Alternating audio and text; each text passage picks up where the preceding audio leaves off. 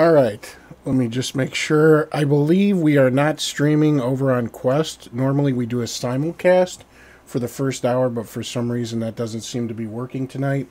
So if you are hearing this, you will need to stay on the YouTube page itself if you want to watch the live show.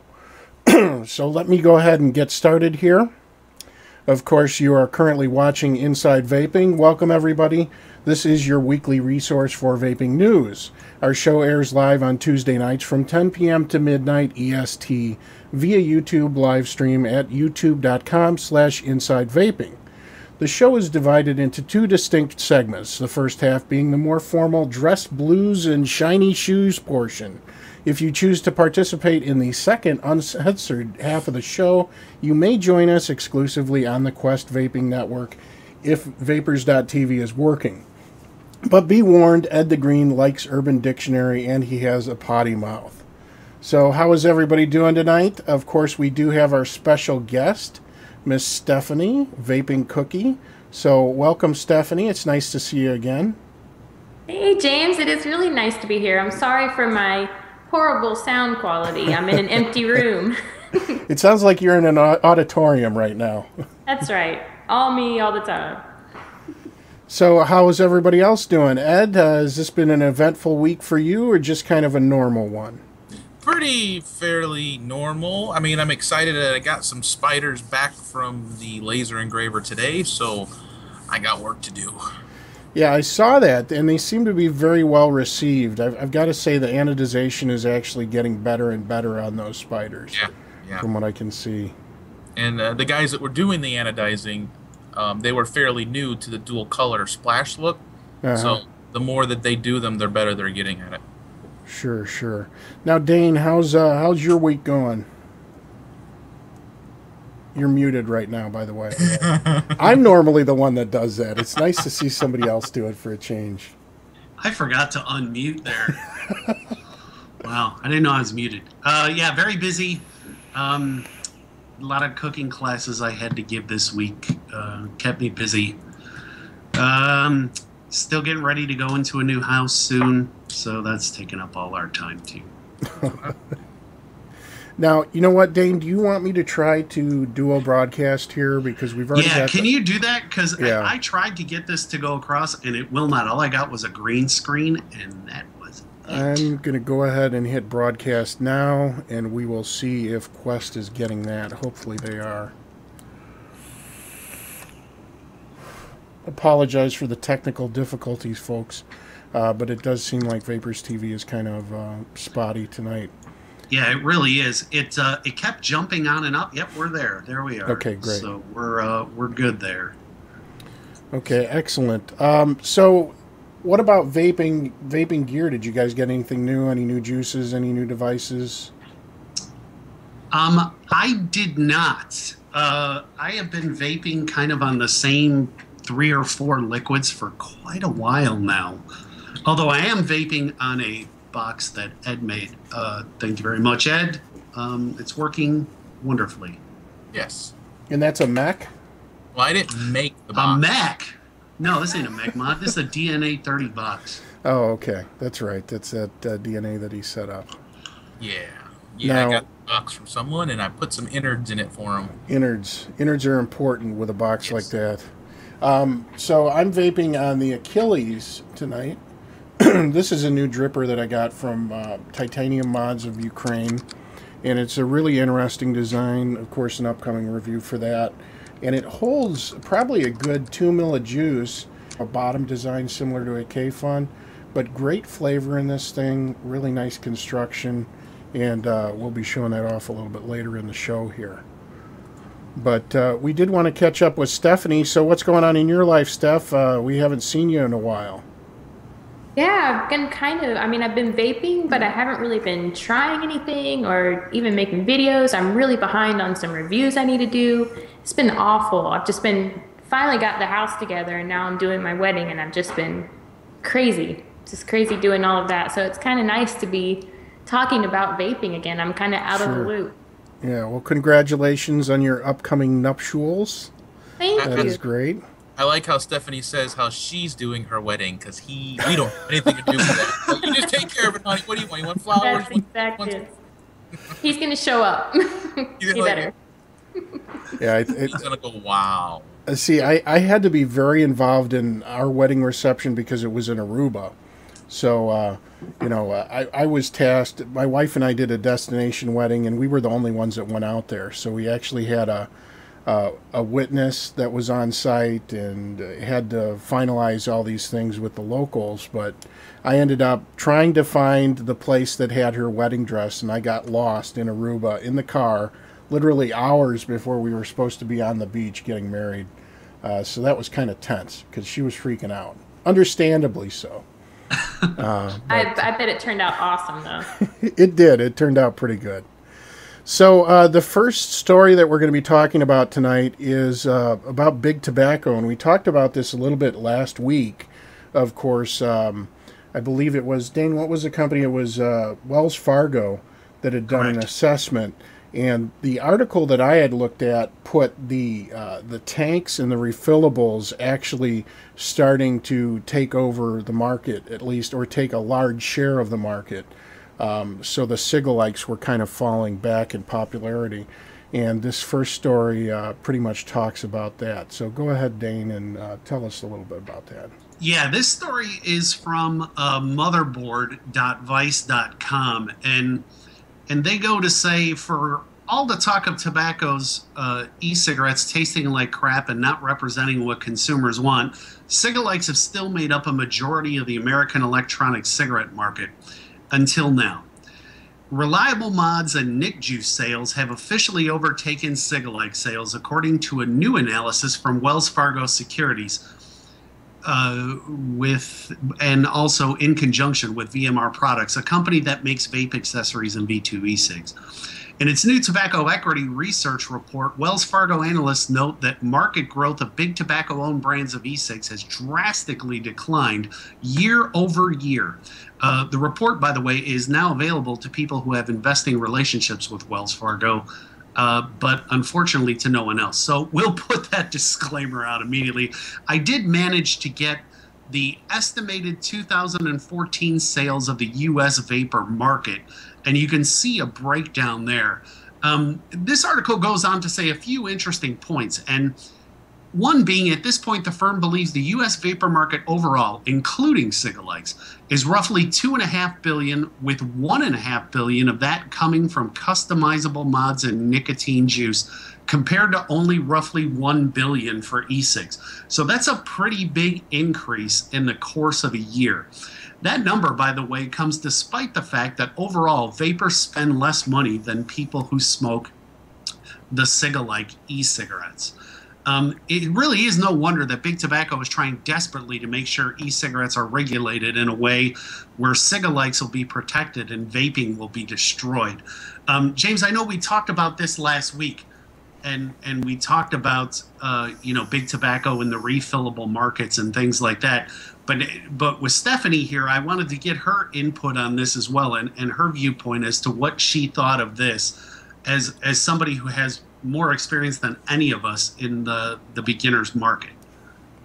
Well, as I was looking at this, I was looking at the online sales versus the shops and retail. Looks like to me the shops are way further than the online sales, which I find really interesting. I wonder how much of that is really just getting out into gas stations.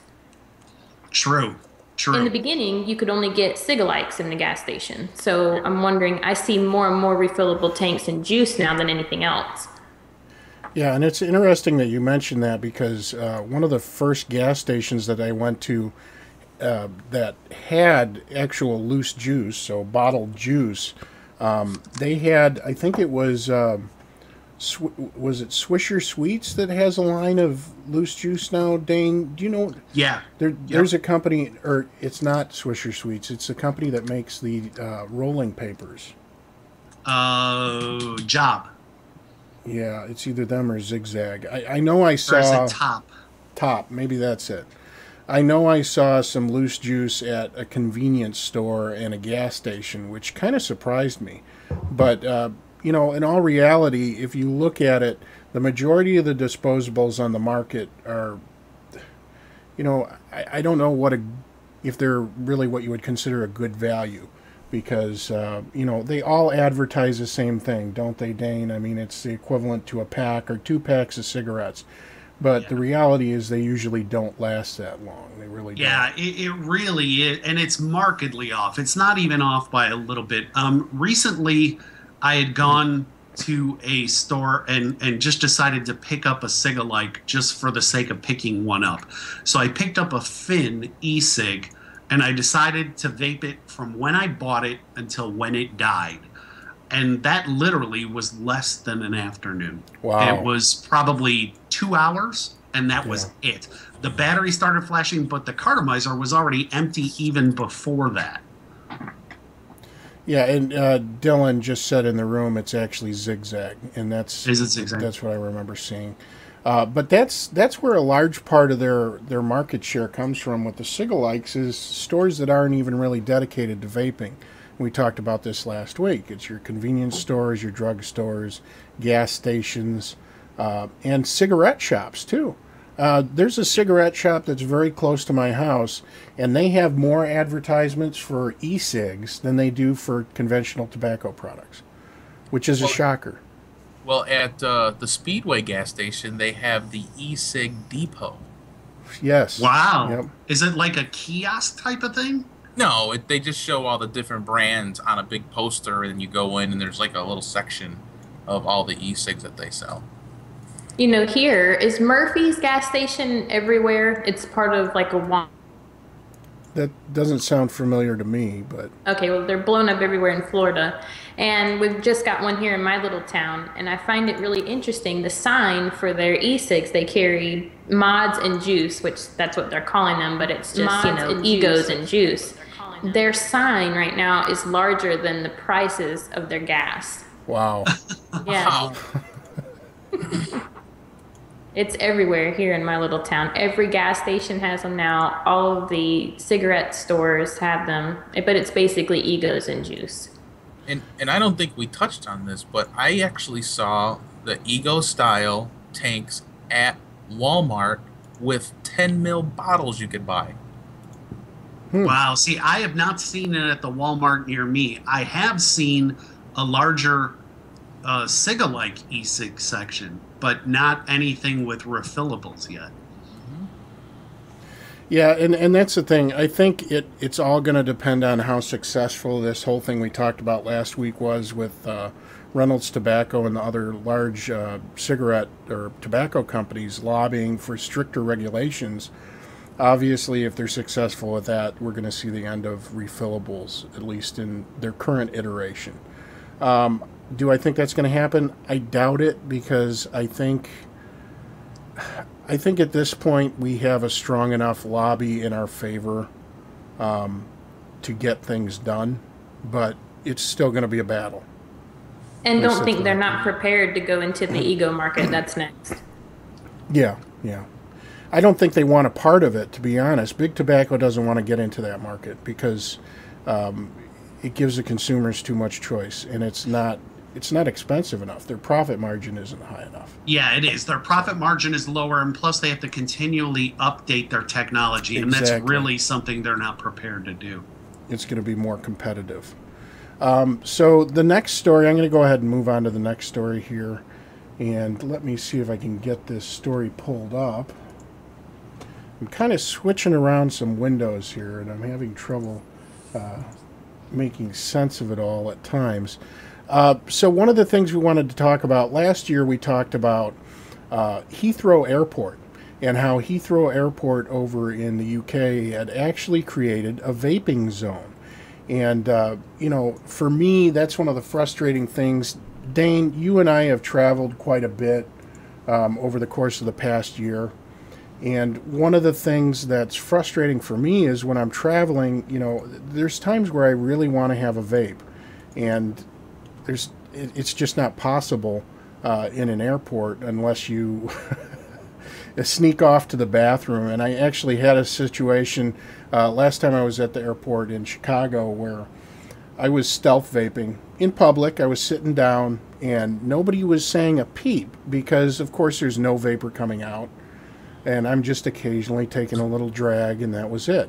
And then this security person walked up to me and told me that I had to put it away or they'd take it away from me, and that was the end of that. But London's Heathrow Airport opened a vaping zone for those who wanted a quick break. That was an admirable move on their part. And I'm hoping in time other airports will pick that up. Considering that you can buy an overpriced cocktail at one of many restaurants when you go to the airport, or you can go to like one of the convenience kiosks or Hudson News, whatever your regional kiosk is, and you can actually purchase, a caffeine energy drink that's overloaded with caffeine and has been proven to, in cases, kill people. It's kind of hypocritical for them to say that we can't vape there, in my opinion. I'm not saying we have to be able to vape everywhere. That's not what I'm advocating, and I'm also not advocating blowing clouds all over the airport. But the addition of a little room or an area where we could go to vape would be great. For those of you who don't know, one of the things we're going to talk about here is there is an aircraft carrier called the USS George Washington. It is a nuclear-powered Nimitz-class aircraft carrier. And I've got some pictures of the aircraft carrier to show you here. I always marvel at these things, Dane. I mean, they're literally behemoths. I mean, they're so it's like large. A floating city. I spent time in the Navy, and I've been on a couple, and it is a floating city.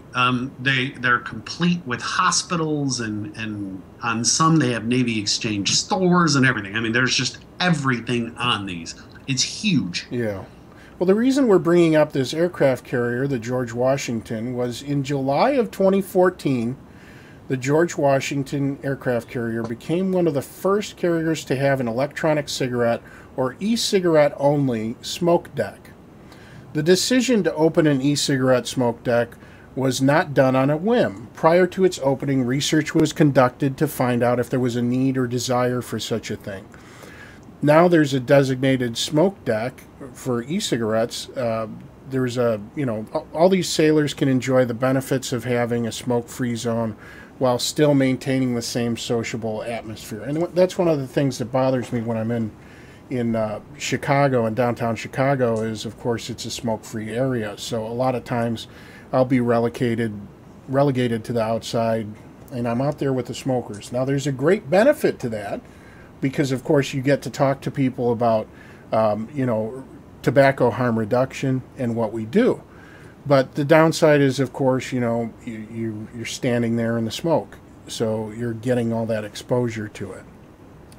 The article goes on to say, looking to the future, it seems likely that the rest of the aircraft carriers in the U.S. Navy will follow suit with this e-cigarette smoke deck adaptation. So currently, the aircraft carriers, except for the designated areas, are a smoke-free zone. So you're not allowed to just smoke anywhere or vape anywhere on an aircraft carrier. But I'm actually okay with that. I mean, I'm not one of these people that feels like you should have the freedom to vape anywhere and everywhere, regardless of those around you. I don't know, Dane, what do you think? Right, I agree, and the Navy following suit here really is no surprise, and I'm sure the other branches eventually will do the same thing, especially in forward areas like aircraft carriers or armored divisions and things like that. Usually when one does it, the others do it just to set precedents, and I'm sure the Air Force will do it as well. My youngest stepson is in the Army now, and he says that a lot of people in his unit vape, but they don't allow them to vape out in the field. They allow them to vape, pretty much whenever they want to do it in designated areas, but not in the middle of a hospital or in the middle of an office. Right. But usually outside or wherever they want, but just not in the field, and that's kind of where they're at now. It's not surprising, and I would imagine in a situation like being in the Army or in the Marines and being in the field, it kind of not the most optimal place to vape anyway. Dane, are they allowed to vape in their barracks? Yes, but only in the main TV lounge, not in rooms. Okay. So they can only do it in the lounge. Then the same rule goes to smokers there as well. Fair enough. Now, Fair enough. I think, Dane, you had the next story as well. I did. This one comes from our street. There was a gentleman who had made a kind of an op-ed piece about a modest proposal to the ecig community. I'm just going to touch on a couple of points of this story here because it is quite long. What I will do is I will copy this link and I will post it in the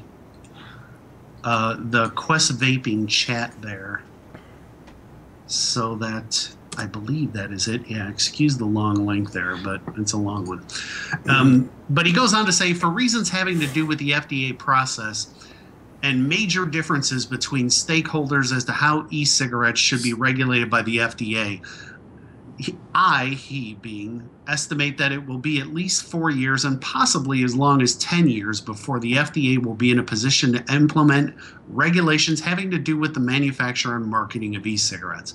I'll pause right there for just a moment. I think 10 years is a little long in the tooth. I think he's a bit off there. 4 years, maybe 5, and I think that's max. This being the case, it would be a losing strategy for the electronic cigarette community to simply wait and see what the FDA will do. Instead, he recommends that the electronic cigarette community conduct a major research, policy development, and advocacy initiative for the purpose of proposing to FDA what the industry believes would be appropriate regulations and to secure the support of elected officials and others for those said proposed regulations. This would best be done, in his opinion, by membership organizations representing manufacturers, vendors, and vapors, all combined. That would be SFATA, CASA, along with all of the others, Vista and the like, and others in the community who can openly discuss the benefits of electronic cigarettes without incurring the wrath of the FDA for claiming tobacco harm reduction and cessation benefits. Another point he makes is the major problem with the FDA and CDC approach and research agenda to date is that it has been entirely negative with regard to tobacco harm reduction in e-cigs. They have considered only potential harms, but not the well-documented potential benefits of incorporating a tobacco harm reduction component to current tobacco control programming. This would include e-cigarettes as a prominent, but not the only, harm reduction modality. And I think that's a great point as well. So many times we see news slanted toward the negative, and nothing positive is said about the benefits of tobacco harm reduction in e-cigarettes. It just keeps focusing on the bad. But my question to this gentleman is it's a great point, it's well said, it's well stated, but implementing that is a completely different story. Ed, do you think the community is too fragmented with its organizations and different representatives of the industry? Or is this something that we can all come together and do and actually garner the attention of politicians? I think it's slowly coming together. I mean, look at it, at this industry, at the community just 2 years ago. We didn't have, what did we have? CASA. Yeah. That was like it. We had CASA. Now you have, the e-liquid manufacturing with AMSA. You have SFATA. You have all these different organizations. And I think slowly but surely, everything is going to slowly come together. Just like what you were saying earlier, is that guy was saying that we need all these different organizations. They're slowly being built. And we're not going to beat this overnight. This is going to be a long time from now, where I actually believe and I really hope that we're going to be able to walk around and vape where we want to vape. Public places. I understand businesses that may not want it.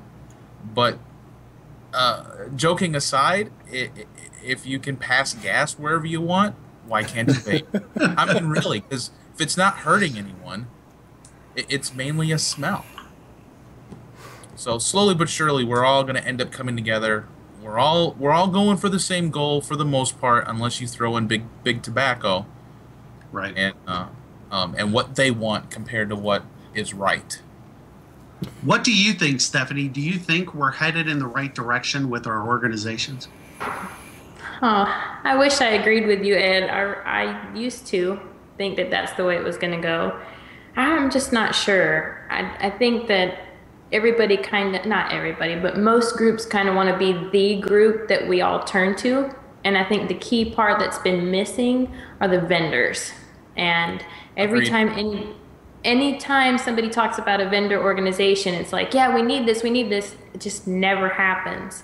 And I think that's the key piece of the puzzle it continues to be missing. And I think without that key component, nobody else is going to really come together. I think everybody's doing a really good job at what they do, but I just don't see it like you do. I hope in that 4-year time frame that everybody can come together, but And that's exactly what Orion just said in the chat, that if we're able to remove the drama and the egos, and I think a lot of the vendors have a lot of ego problems. Absolutely. Yeah, and you know, just speaking from looking at the changing climate in the community, I mean, obviously we are in a better place than we were 2 or 3 years ago. We have all of these different groups that are lobbying on our behalf, and we have these organizations that are helping us with things like our standards and practices for juice makers, and we have you know, these other organizations that are helping us. Helping vendors with things like business plans and things like that, because you have to realize a lot of this is cottage industry based. It's like, you know what? I think I just lost my audio. No, you're good. I am? Okay. Yeah, you're good. This has happened to me like 3 or 4 times where I've had to pull the cable on my USB mixer. It just got quiet all of a sudden. Kind of freaked me out. Anyway, you have these groups that these people that have formed these cottage industry type businesses, and they didn't have a business plan in place. And it's kind of strange if you think about it, Dane, but I think you'll agree with me, especially in the e-liquid manufacturing. A lot of these places, they pop up overnight, and they don't have a business plan, and they don't have best practices. And they don't have any guidelines, and a lot of times they don't carry any insurance, and it's just very strange that they're able to operate in this microcosm, and yet we're seeing the shift here in focus. When you look at the Wells Fargo article, we're seeing the shift where now people are buying more refillables, they're buying more e-liquid separate from the normal e-cigs, which are closed systems. So it's not sustainable, and that's one of the things. And I know that isn't what the article focused on, Dane, but that's one of the shortcomings that I see, because we are progressing, but I don't know that it's happening fast enough. And with pending, you know, these pending regulations from the FDA, I think a lot of people are going to be left out in the cold, and it's unfortunate because a lot of these people in the community are my friends. They're people that I know, and I like their product. I believe in what they're offering, but without guidelines in place and without some sort of, and I hate to use the word self-regulation because I think it's overused, but at the same time, I think it's key in maintaining the survival of some of these companies. I think you're absolutely right. I think just like individuals, different people have a different idea and perception of good standards and practices. And what's good standards and practices to one is not for another. And I think that's the problem with any burgeoning industry, that everybody jumps in headlong.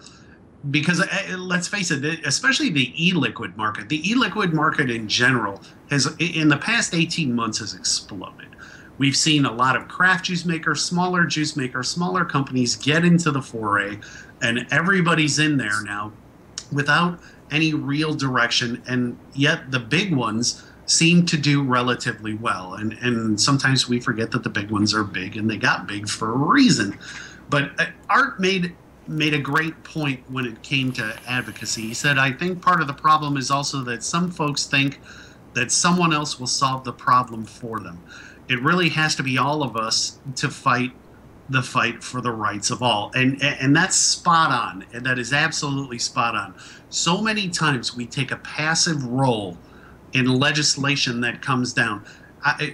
I still am amazed by how many vapors, even in my own state, don't know how much legislation is happening locally. Yeah. They're just not informed. It's tough, Dane, also. I mean, I do also understand the other side of it. There was legislation that came up in Illinois, what, a year and a half, 2 years ago. Right. There was just no way I could go down to Springfield.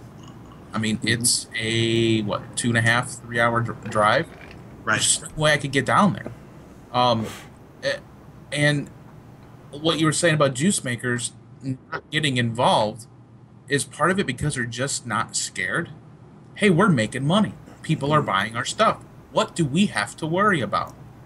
And I think the day when they get threatened by the FDA that this is going to be shut down is when they'll be like, oh, well, who do I have to join? Who do I have to give money to? Right. I got to keep my business. Yeah, it's that ostrich with head in the sand mentality. It's true. It's a good point. Yeah. Steph, you were going to say something? Yeah, I was going to say the exact same thing as far as vendors. At least in my area and the stores that I've been to, even outside of my area, they have no idea that FDA regulations are even happening. Yeah. So you start a business, you start making money. Why would you not check that? But so many people are selling and have absolutely no idea that regulation is coming, is happening, and nor do they care. And here on a local level, I know for a fact if legislation were to start in my area, I'd be the only person, if I could, like you said, with my schedule, I'd be the only one to show up. Yeah. What's one person, you know? And Jeannie even mentioned that, you know, she was talking about the fact that she did not, people in Quest are saying they don't have the feed. You know, you might want to watch on YouTube. I think it's a little bit more stable. It is. Anyway, Jeannie was mentioning that she doesn't know how many people have actually read through the entire pending regulations or even the summaries, because there's a couple great articles that have summarized what is contained in that 400 plus pages of legalese that even a layman could understand. And as a shop owner, I feel like it's imperative that you avail yourself of that information, and we're going to try to get some links together that we can put up with the broadcast so you can read that. But it's very important to learn what is coming down the pipe, because if you're not ready for it, it can be devastating. And you know, you say that might not affect you. Well, you're selling mods and you're selling juice, and a lot of shops have a house brand of juice.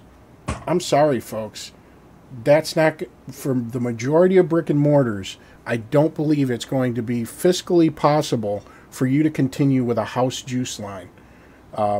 Just because it's still going to have to go through a certification process. And I don't know, Dane, would you agree with that? I mean...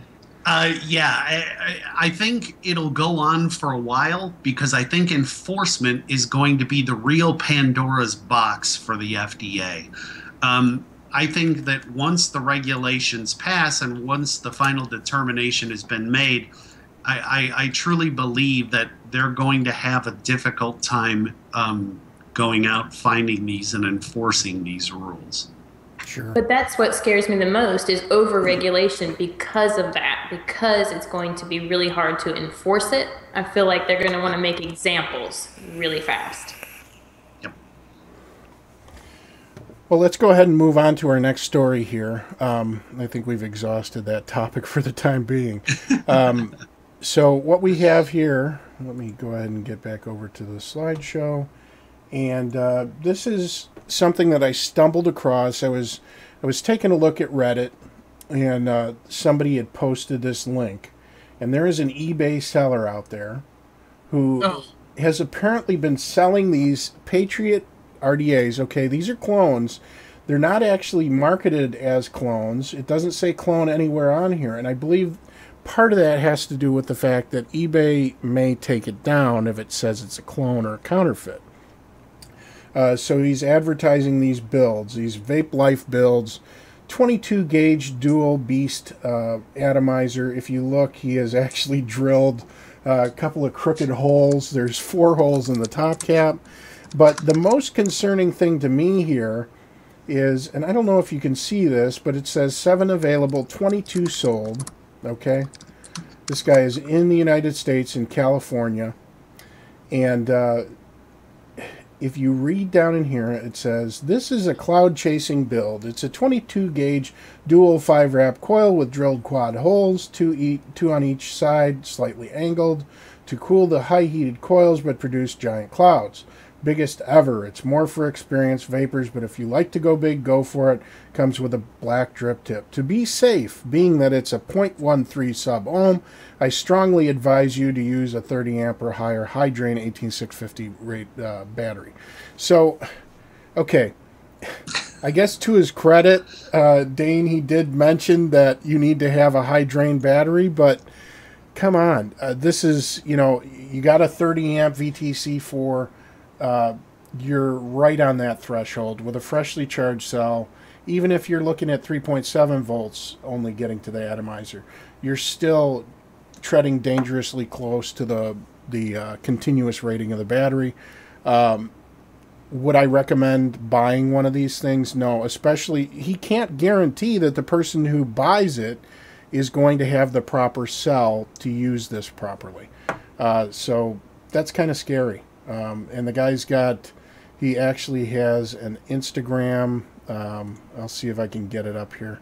Image slideshow. There you go. So his name is vape_life_builds. So I'm planning on finding his Instagram and leaving him a message telling him he probably should not be selling these things pre-built at that low of a resistance. Responsible shops don't even normally build that low for somebody unless they're experienced and they have the right batteries. And even then, I would say that type of build is almost marginal. So that's just my 2 cents. What do the rest of you think of this? If you can't build it yourself, you shouldn't be doing it. There you go. You can build it yourself. I'm sure you've done enough research. I mean, honestly, you go on Facebook, you get in one of the groups, you start watching what everybody else is doing, learning, not just, hey, I'm going to go buy this thing, and I'm going to buy this copper thing, and I'm going to put a battery in there. If somebody's buying an atomizer off of eBay, guess where they're getting their batteries from, too?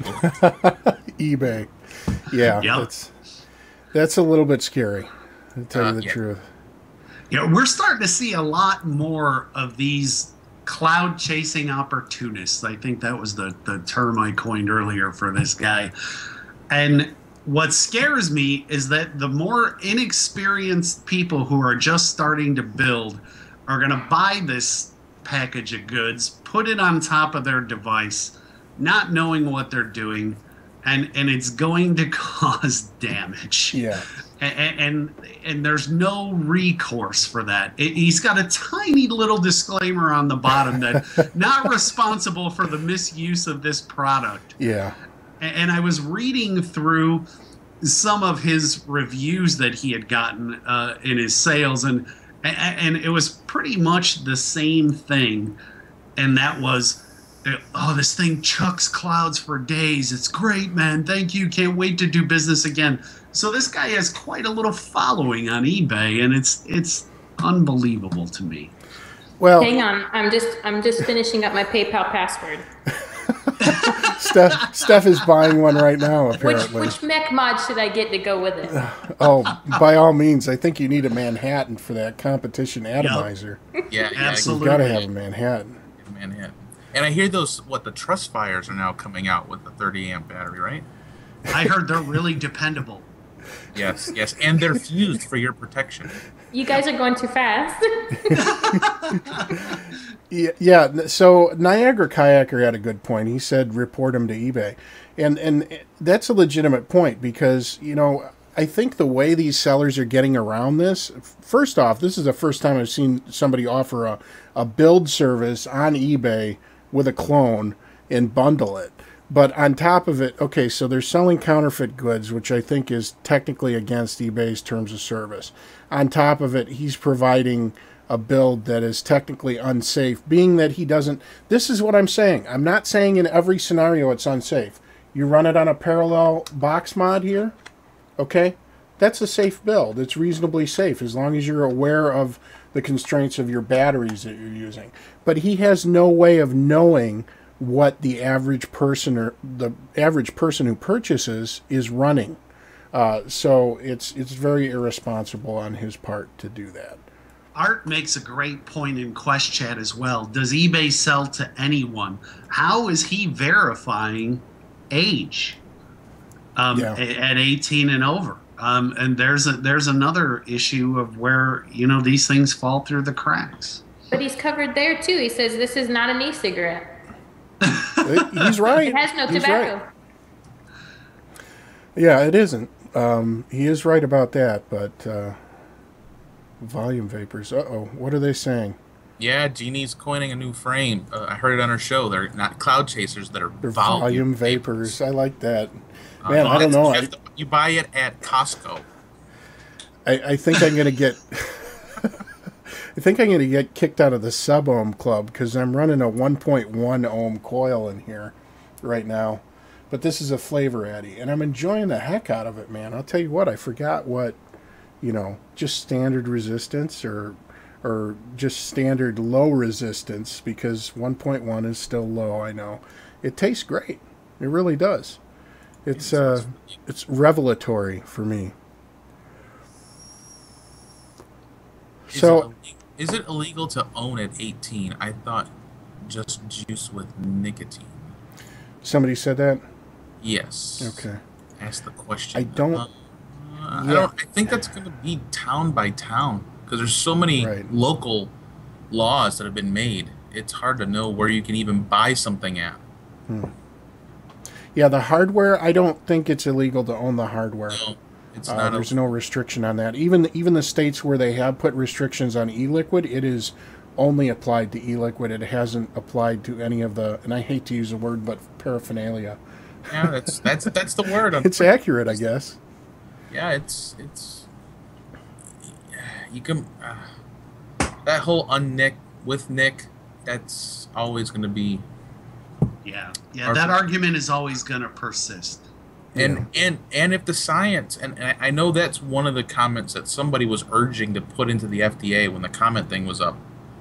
With technology and science the way it is today, the only thing someone has to figure out is how to genetically change a vegetable like a tomato to produce more nicotine. Yeah. Now your nicotine's coming from a non-tobacco product. The FDA That was has James. no rule. Yeah. That was James. Well, I think a lot of people have brought up that observation, but the yield is way too low at this point. But that's true. That's true. Hey, we can make rainbow flowers from something that wasn't. I'm sure someone can figure it out. All right, so moving on, the next thing we've got here is, I'm sure some of you have gotten these batteries, and I've got a couple laying around here. Let me see if I can find one. But basically what happens is you're moving them in and out of a box mod or a tube mod, and your shielding ends up getting a little bit torn, or you start seeing the metal through it. You don't necessarily have to throw the battery away, but you do need to actually apply a new heat shrink tube to it. And I've got a couple links here to show. Let me go ahead and pull that up. And that's going to be more pertainable to mechanical devices. Yeah, but I have noticed on some regulated devices that yes, the battery carriers, or if it's too tight, it will actually rip the shielding off of. No, I mean, but actually using it, like, in all honesty, in the protection circuits. This type of, like, this is the Spider, but other devices like this, I could literally take all the shielding off of here because there's only plastic around there. There's nothing that carries a current. Right. So something like this would be fine, but you put it in something that metal, and that metal touches the shielding, protects it from the outside of the device. Yeah, so I but can see that. You also have to remember that people sometimes, even though they shouldn't do it, they carry batteries in their pockets. And, you know, just if you've got a battery rolling around at your desk and it doesn't have any shielding on it, then you have a situation, you know, a problem on your hands per se. So let me get back to this link here. So what we have here, this is Illumination Supply. It's www.illumn.com. And if you do a search for PVC, and I'll go ahead and throw the link in the replay, you can buy these pre-cut PVC wraps in different colors. It's $1 for 10 pieces. And basically they also have instructions, rewrap instructions here, so it goes through all the different steps that you need to go through. So you remove the old shielding, select your wrapper, cut it, and then place the battery inside and position the wrap, and then you use gentle heat from a hairdryer. You don't need a lot of heat on these. I wouldn't even use a heat gun. They say heat gun. You really don't need to use a heat gun. I've rewrapped several batteries that I've had issues with, and then of course label it once you're done re-sleeving it. But just to let you know, that is something that is possible. You can rewrap these batteries. Are those fairly translucent?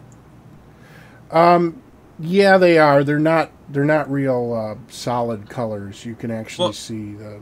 What I'm getting at is that you can write on the battery itself before you shrink so it to it doesn't wear off. And you could actually see like a black Sharpie through that. Yeah, the one that I have, the one that I rewrapped, and I wish I could find it. I think it's on my charger at work. It was at work. It was eFest, and I wanted to make sure that I didn't use that battery. I normally use it in a Provari because the Provari is, you know, fairly it sips energy rather than demanding copious amounts of it. So that's what I use it in. But that is an option for you out there. And no, I like that idea. That's I would almost do that just to know that my batteries, you know, they don't get mixed up, or I always use this set in this device. That's kind of slick. Yeah, a perfect example is when we were at Vape Blast 2, there was a gentleman there that worked for Baker White that had some Axis mods, and this Axis is a $300 device that has a regulated chip in it, and it's made out of wood. And the actual battery compartment was so tight, Ed, that when this gentleman tried to stuff two VTC4s in there, the outer coating wore off the batteries. Oh, wow. So, and he threw them away. And I told him, I'm like, you could have saved them and just re-sleeved them, because it only takes a couple seconds to do. Did Dagger say he has unattended batteries charging at work? They're not. Yes, Niagara. I have them in a bag, though. That does help. I was just wondering. Right? Niagara caught that. He's really trying not to go to work tomorrow. That's right. That's right. That's what it is. So here's the big reveal. Look at this. Oh, man. What am I doing with these? My wife questioned me vigorously when I showed her this pack of cigarettes. So what I'm going to do is a little bar trick here with these cigarettes. I don't smoke anymore, but I've done this before when I've been out at a bar. The way this trick works is you're going to find a willing participant. I wouldn't just grab a random stranger's pack of cigarettes. And you see how they have this plastic sleeve on the cellophane. So what you're going to do is hopefully borrow their lit cigarette and not light one of your own. And you're going to take the cigarette, and you're going to take the end of the cigarette and burn the cigarette itself in the bottom of the cellophane. And then you're going to take their cigarette and proceed to snuff it out and rip the filter port. You're going to drop it inside the packet here. Okay? So you see there's my filter. It's in the packet. And this is the bet. Without destroying the carton and without destroying the sleeve or taking it all the way off. So that is the bet. And of course the reward. So here's how the trick works. I think you should bet add a spider before you start this. I'll bet him a drink at VaporCon if he shows up. There you go. It's almost worth it, Ed, to drive to VaporCon. So when they grab the packet, they're going to do this. They're probably going to try to shake it around, try to get that filter centered. And so what you do is turn the pack around. Okay. And if you look here, there's a little air gap between the cardboard. And watch, this probably isn't going to work. Or it's going to take more than one try. And then you're going to blow into the pack here. Amazing. Look at that. That worked even better that time than it did in rehearsal. I'm not going to quit my day job, though, because obviously I'm not. That's something that most people don't know is Dane loves magic. So we need to get Dane to do some magic tricks on the show. Oh, man. Now, next time I want to see you do that by burning a hole with a 0.13 ohm coil that you can on eBay. And I want to see you blow that thing out of the pack. I think that's very possible. I think I'd probably just blow this whole thing out of the water with one of those coils from eBay. So one of the things we want to talk about here is, of course, we do have the wood box giveaway. We're giving away a Jag Box Parallel 18650 wood mod. And basically the requirements for that contest, go ahead and subscribe to Inside Vaping. Go to episode 2, and leave a comment there, and that is your entry. And at 250 subscribers, we will be giving away the Jag Box. That is quite a nice little mod right there. It is a unibody first class Kamagong wood box. Yes, and they're actually doing upgraded coatings to the contacts, so I believe we will be getting what is it? It's not palladium. It's some. What's the one that Super T uses? We just had this discussion. Rhodium. Rhodium plated contacts. So we will have rhodium plated contacts on the versions that we're getting.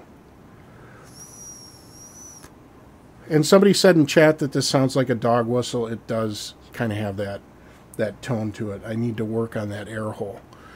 But you should call up that guy from eBay. It looks like he could probably help you out a bit.